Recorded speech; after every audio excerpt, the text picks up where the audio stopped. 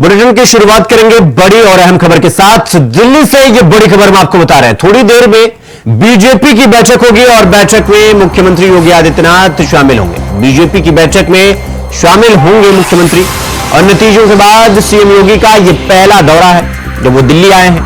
और कल बीजेपी संसदीय दल की दिल्ली में बैठक होगी और बीजेपी की बैठक में शामिल होने के लिए दिल्ली आए मुख्यमंत्री योगी आदित्यनाथ। थोड़ी देर में बीजेपी की बैठक शुरू होगी और इस बैठक में मुख्यमंत्री योगी आदित्यनाथ शामिल होंगे। तो बीजेपी की बैठक में शामिल होने के लिए चुनाव परिणाम के बाद पहली बार मुख्यमंत्री योगी आदित्यनाथ दिल्ली पहुंचे हैं। थोड़ी देर में बैठक होगी, बैठक की शुरुआत होगी और इस बैठक में मुख्यमंत्री योगी आदित्यनाथ मौजूद रहेंगे। नतीजों के बाद सीएम योगी का यह पहला दौरा है जब वो दिल्ली आए हैं और कल बीजेपी संसदीय दल की दिल्ली में बैठक होगी। और नतीजों के सामने आने के बाद पहला दौरा मुख्यमंत्री का है यह दिल्ली के लिए और थोड़ी देर में यह बैठक शुरू होने वाली है, जिस बैठक में मुख्यमंत्री योगी आदित्यनाथ शामिल होंगे। और कल बीजेपी के संसदीय दल की बैठक होगी दिल्ली में और इस बैठक में मुख्यमंत्री सभी राज्यों, भारतीय जनता पार्टी शासित राज्यों से वहां के मुख्यमंत्री, उप मुख्यमंत्री और सांसद इस बैठक में मौजूद होंगे, जो कि कल होगी संसदीय दल की बैठक। और थोड़ी देर में जो बैठक शुरू होने वाली है उस बैठक में सम्मिलित होने के लिए उत्तर प्रदेश के मुख्यमंत्री योगी आदित्यनाथ दिल्ली पहुंच चुके हैं। थोड़ी देर में बैठक शुरू होगी और इस बैठक में मुख्यमंत्री योगी आदित्यनाथ शामिल होंगे। तो बीजेपी की इस बैठक में शामिल होने के लिए मुख्यमंत्री योगी आदित्यनाथ दिल्ली पहुंचे हैं, जहां थोड़ी देर में बैठक होगी और इस बैठक में योगी आदित्यनाथ शामिल होंगे। तो ये बड़ी खबर हम आपको बता रहे हैं दिल्ली से, जहां पर दिल्ली योगी आदित्यनाथ पहुंच चुके हैं और थोड़ी देर में बैठक होगी और इस बैठक में मुख्यमंत्री योगी आदित्यनाथ शामिल होंगे।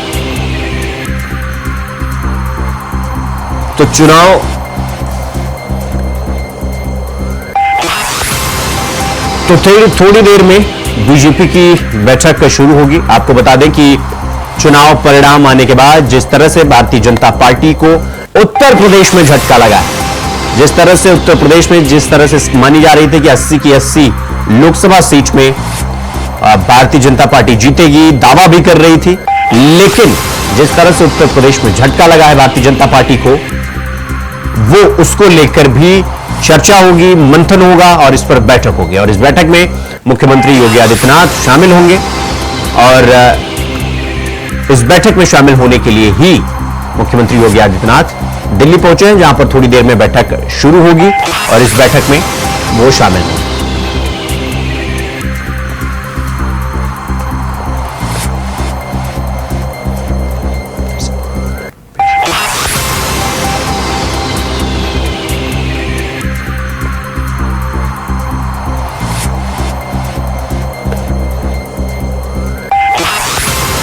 तो इस खबर पर हमारे साथ स्टेट कोऑर्डिनेटर अनिल पाठक जी हमारे साथ जुड़ गए हैं और अजय चौहान हमारे साथ दिल्ली से हमारे सहयोगी जुड़ गए हैं। सबसे पहले अनिल जी, मैं आपके पास आना चाहूंगा कि थोड़ी देर में जो बैठक होनी है दिल्ली में, उसमें मुख्यमंत्री योगी आदित्यनाथ शामिल होंगे। हालांकि संसदीय दल की जो बैठक होगी वो कल होगी, लेकिन उससे पहले जो बैठक होने जा रही है इसमें मुख्यमंत्री शामिल होने वाले हैं। इस बैठक ये बैठक कितनी खास हो जाती है और इस बैठक में क्या कुछ फैसला होगा, क्या आत्ममंथन होगा, आत्मचिंतन होगा, क्या कुछ होगा?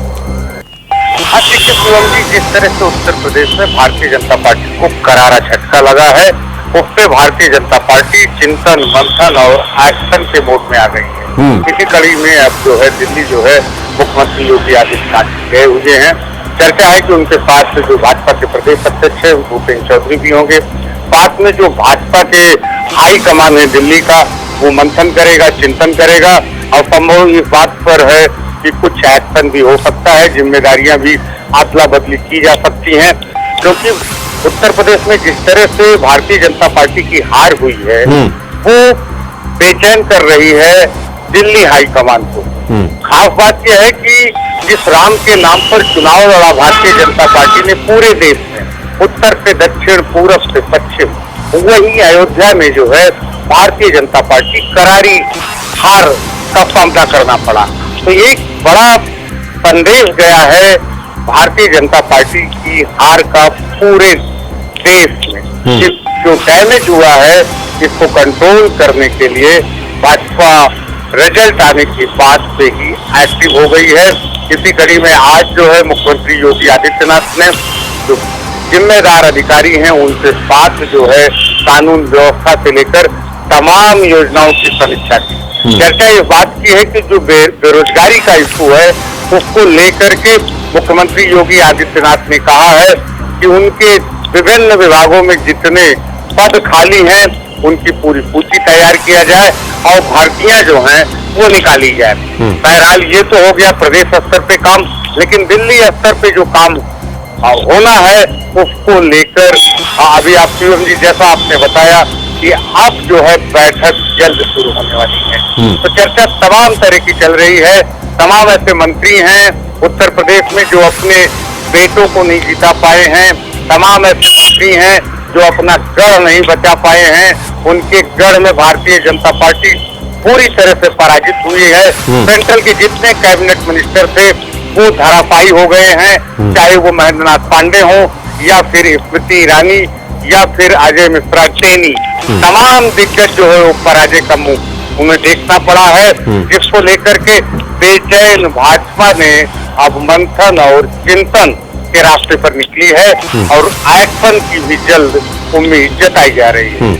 ठीक है, हमारे साथ अजय भी जुड़े हुए हैं दिल्ली से। अजय, जिस तरीके से ये बैठक थोड़ी देर में शुरू होने वाली है, एक तो ये बैठक कितने बजे से शुरू होगी और मुख्यमंत्री योगी आदित्यनाथ के अलावा और कौन कौन से नेता हैं जो इस बैठक में शामिल होंगे और इस बैठक में किन किन विभिन्न चीजों पर, विभिन्न मुद्दों पर चर्चा हो सकती है, इसको लेकर क्या जानकारी आपके पास अभी तक? बिल्कुल शिवम, देखिए जिस तरह से योगी आदित्यनाथ बनाया गया था, तलब किया गया था, उसके बाद शाम ये करीब 6 बजे बैठक होनी है।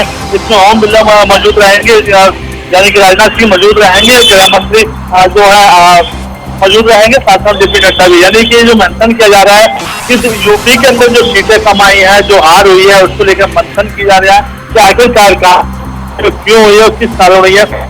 कई तरीके से सवाल निकाले जा रहे हैं कि आखिरकार क्यों कहा थी, क्योंकि कहीं ना कहीं नाराजगी थी लोगों में।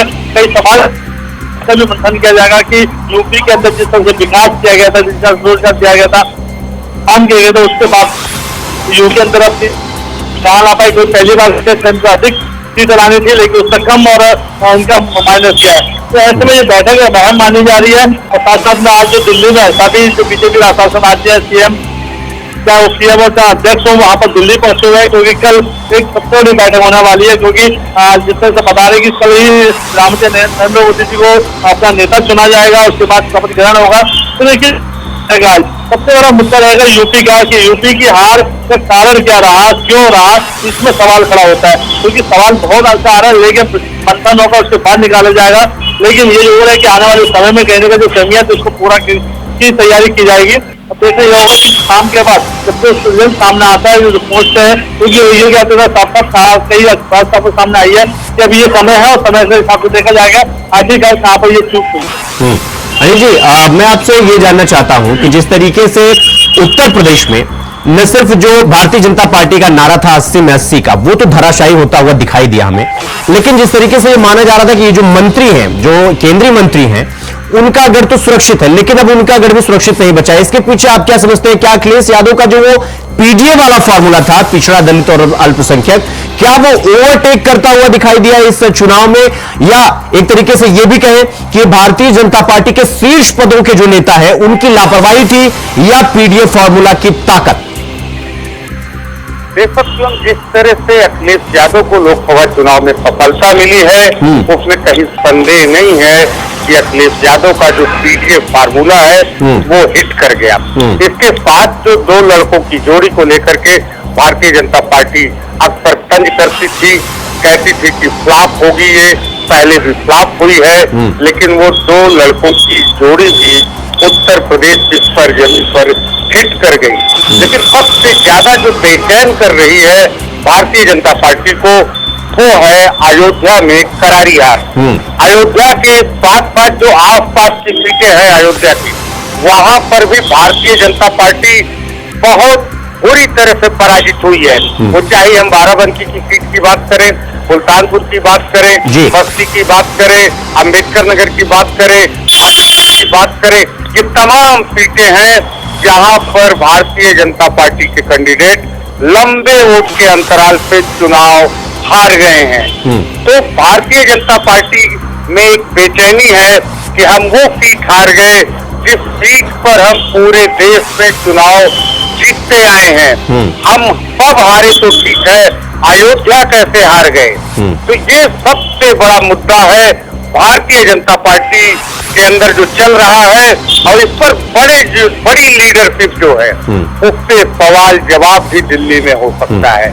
आखिर हम अयोध्या एक सवाल ये भी होता है कि हालांकि इसको लेकर तो चर्चा करने के लिए मुख्यमंत्री दिल्ली आए हुए हैं, लेकिन सवाल ये कि भारतीय जनता पार्टी के हारने के पीछे की वजह आप क्या समझते हैं? क्योंकि लगातार आप जमीन पर बने हुए थे, लगातार आप हर सीट को समझने का प्रयास कर रहे थे और समझते भी अच्छी तरीके से। सवाल यह है कि इनके हारने के पीछे की वजह क्या है? क्योंकि अगर कानून व्यवस्था को देखा जाए तो योगी आदित्यनाथ की सरकार अपना लोहा मनवाती है इस मामले में। राम मंदिर के मामले को एकदम भुनाया गया इस पूरे चुनाव में। हमने देखा जहां पर भी योगी आदित्यनाथ जाते थे, दो प्रमुख उनके वक्तव्य होते थे। एक तो राम मंदिर का मामला, दूसरा कानून का, लॉ एंड ऑर्डर का मामला कि हमने अतीक अहमद और मुख्तार अंसारी को जहन्नुम में भेज दिया। ये दोनों जो बड़े बड़े फैक्टर माने जा रहे थे, ये दोनों फैक्टर धराशायी होते हुए दिखे। लेकिन और क्या वजह है जिस वजह से भारतीय जनता पार्टी की सिर्फ 2-4 सीटें नहीं बल्कि इतनी सीटें हाथ से खिसक गई कि आज उन्हें निगोशिएशन वाले स्टेज पे आ गया, गोलमेज वाले टेबल पे आने पड़ा उन्हें। की एक पुरानी कहावत है, भूखे भजन न होए गोपाला। अगर पेट भूखा है और भगवान का नाम लेने की बात करो तो कुछ बात समझ में नहीं आती। कुछ ऐसा ही उत्तर प्रदेश में हुआ। यहाँ की जनता जो है वो महंगाई से परेशान, बेरोजगारी से परेशान और सरकारी तानाशाही से परेशान थी। जिस कानून व्यवस्था का ढिढोरा योगी सरकार पीटती है, बेशक बेहतर कानून व्यवस्था हुई है, लेकिन उसकी आड़ में जो तमाम तरह की रिश्वतखोरी की शिकायतें भी आ रही हैं, जनता की तरफ से ये तमाम तरह का आरोप लग रहा है। अनिल जी, बहुत बहुत धन्यवाद आपका हमसे जुड़ने के लिए और जानकारी हमारे साथ साझा करने के लिए। अजय, आपका भी बहुत बहुत धन्यवाद हमसे जुड़ने के लिए और जानकारी साझा करने के लिए। तो खबरों में आगे बढ़ेंगे एक और बड़ी खबर के साथ। दिल्ली से ये बड़ी खबर मैं आपको बता रहे हैं, जल संकट को लेकर सुप्रीम कोर्ट का फैसला आ चुका है। गुरुवार को सुप्रीम कोर्ट का ये बड़ा फैसला आया है। हिमाचल प्रदेश को तत्काल पानी देने को कहा गया है। 137 क्यूसेक पानी हरियाणा को देने को कहा गया है और दिल्ली सरकार को पानी बचाने की हिदायत भी सुप्रीम कोर्ट की तरफ से दी गई है। तो 137 क्यूसेक पानी हरियाणा को देने के लिए कहा गया है और हरियाणा के थ्रू जो पानी हिमाचल प्रदेश से छोड़ा जाएगा वो हरियाणा के थ्रू होते हुए दिल्ली पहुंचेगा। आदमी पार्टी की डर्टी पॉलिटिक्स जो पानी को लेकर लगातार बयानबाजी वो कर रहे थे, आज उस पर माननीय न्यायालय ने कटाक्षेप कर दिया, अपना निर्णय सुना दिया। दिल्ली के वासी एक बूंद पानी को तरस रहे और पिछले 15 दिन से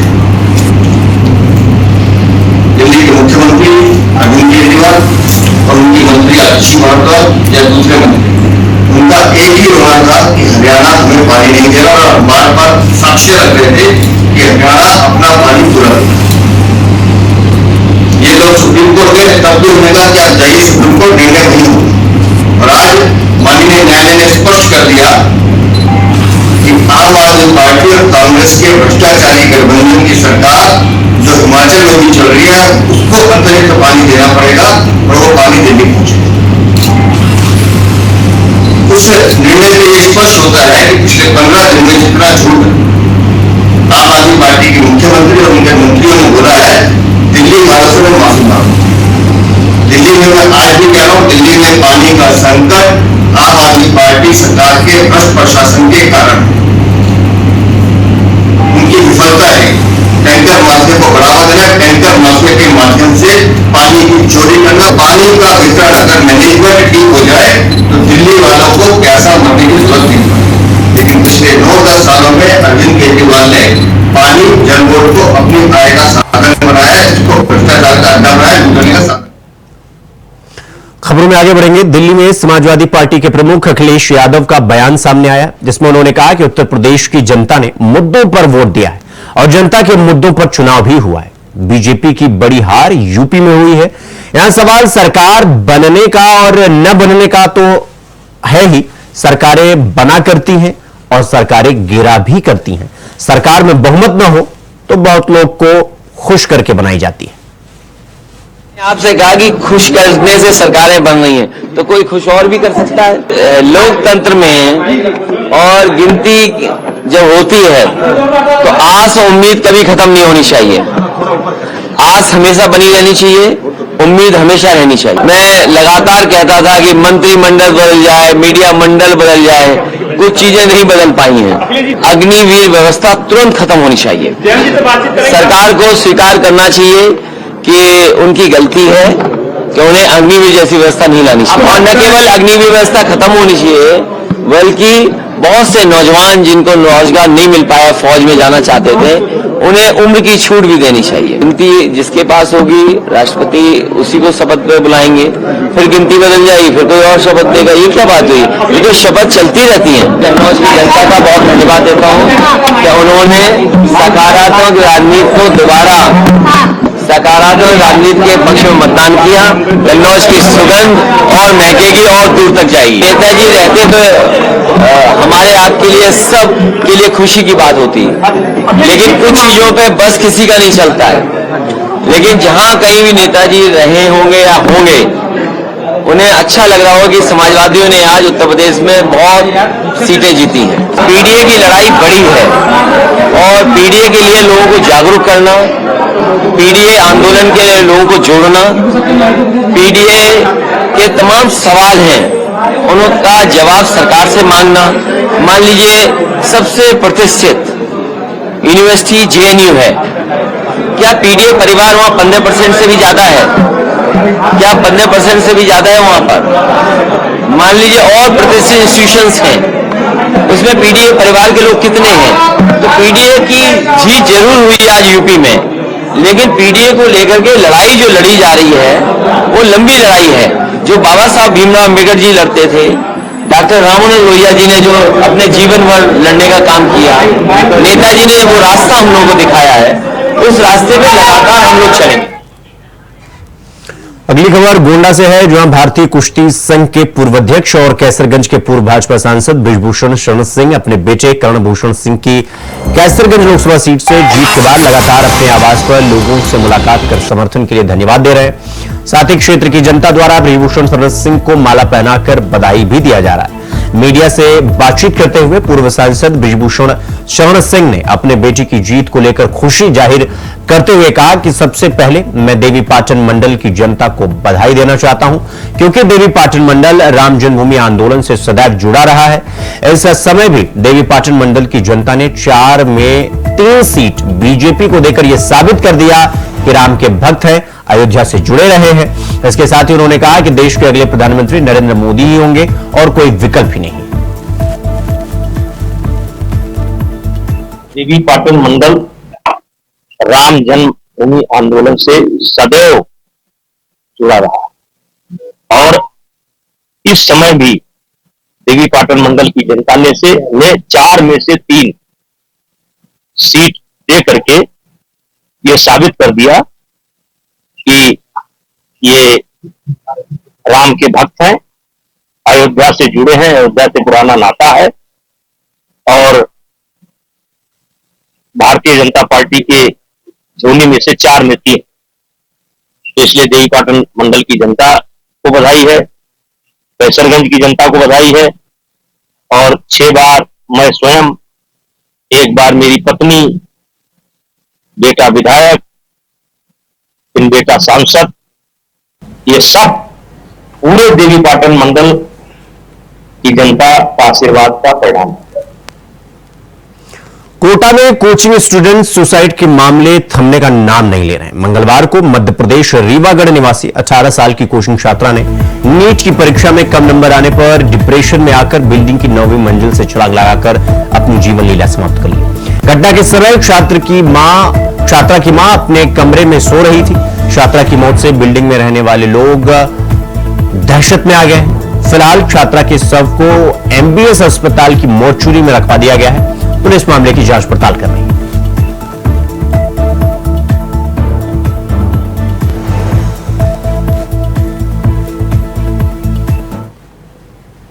तो वहीं पीलीभीत के गुंचाई थाना क्षेत्र के बलरामपुर में चौकी से चंद कदम की दूरी पर चोरी की वारदात को चोरों ने अंजाम दिया। चोर बिजली की लाइन काटकर घर में घुसे और वारदात को अंजाम देकर वहां से रफू चक्कर हो गए। वारदात को लेकर पुलिस के विरोध में ग्रामीणों का प्रदर्शन भी देखा गया और साथ ही पुलिस पर घटना पर पर्दा डालने का आरोप भी लगाया जा रहा है।